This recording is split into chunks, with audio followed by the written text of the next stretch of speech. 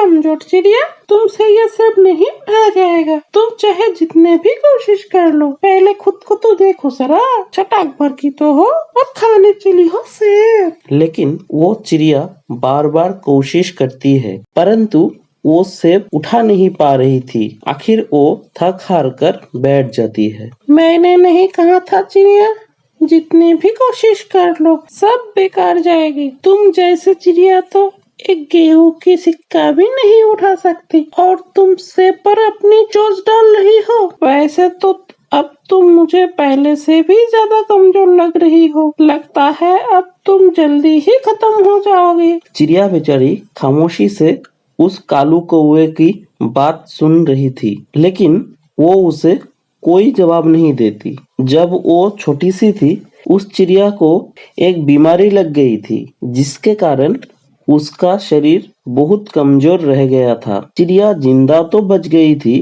लेकिन उसके शरीर की कमजोरी अभी तक खत्म नहीं हुई थी। यही वजह थी कि वो भोजन भी ठीक से ढूंढ नहीं पाती थी, और अगर कुछ बड़ा खाने को मिल जाता तो वो उसे उठा ना पाती थी। कौवा चिड़िया का मजाक बनाता हुआ चिड़िया के पास आता है और कहता है, कमजोर चिड़िया ऐसे उठाते हैं भारी चीज। और वो तुरंत सेब उठाकर वहाँ से उड़ जाता है। चिड़िया बेचारी निराश होकर उड़ने ही लगता है कि वहाँ पास में ही एक बेरी का पेड़ उसे आवाज देता है, चिड़िया मेरी बात सुनो। ये मुझे कौन आवाज दे रहा है?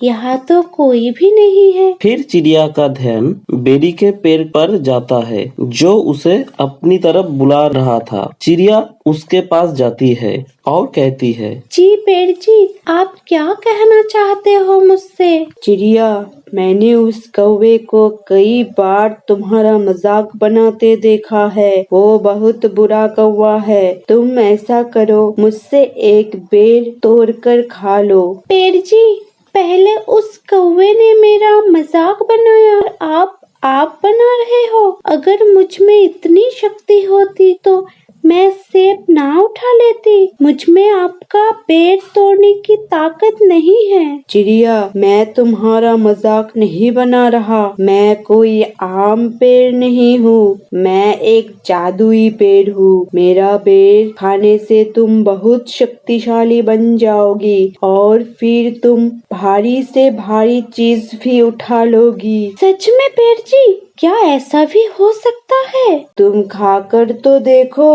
फिर पेड़ खुद ही एक बेरी चिड़िया को देता है। उस बेरी के खाते ही चिड़िया तो खुद को बहुत शक्तिशाली महसूस कर रही थी। आपका बहुत बहुत धन्यवाद पेड़ जी, मैं आपका ये एहसान हमेशा याद रखूंगी। फिर चिड़िया अपने घर चली जाती है। अगले दिन आम के पेड़ के नीचे एक बहुत बड़ा आम पड़ा हुआ था। चिड़िया आती है और वो जल्दी से वो आम उठाकर वहाँ से चली जाती है। कौवा, जो कि वो आम उठाने की तैयारी कर रहा था, चिड़िया को इतना बड़ा आम उठाते देख हैरान हो जाता है। बाप रे बाप, ये आम तो मैं भी बहुत मुश्किल से उठा पाता, और ये चिड़िया तो उसे ऐसे उठा कर ले गई जैसे कि रुई को उठाकर ले गई हो। चिड़िया तो बहुत शक्तिशाली और सुंदर दिख रही है। मुझे अब चिड़िया से दोस्ती करनी होगी, इससे पहले कि कोई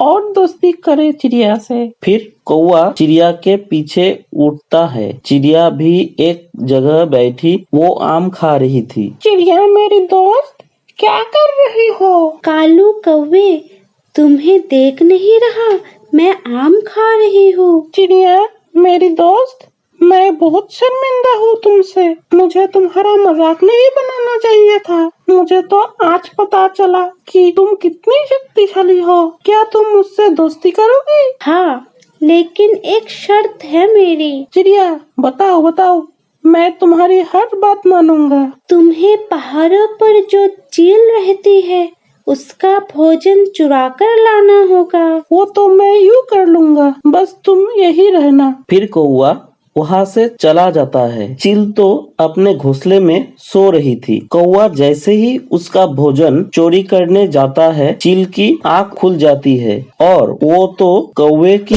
खूब पिटाई करती है। कौवा बहुत मुश्किल से अपनी जान बचाकर आता है। चिड़िया, उस चील ने तो मेरी बहुत ज्यादा पिटाई की है। वो तो बहुत शक्तिशाली है। लेकिन मैं तुमसे दोस्ती कैसे करूंगी? तुम तो चील से मार खाकर आ गए हो। तुम कितने कमजोर हो। तुम मुझे कोई और काम बताओ, मैं वो करूँगा। लेकिन आपसे दोस्ती में तो मैं करके ही रहूँगा। अच्छा, तो फिर तुम जाओ और मधुमक्खी के छत्ते से शहद चुरा कर लाओ। चिड़िया, मैं बस अभी आई। और कौवा मधुमक्खी के छत्ते के पास चला जाता है। लेकिन जैसे ही वो शहद चोरी करने लगता है, मधुमक्खियों को पता चल जाता है और वो कौवे पर हमला कर देती है। कौवा चीखे मारता हुआ वहाँ से भागता है।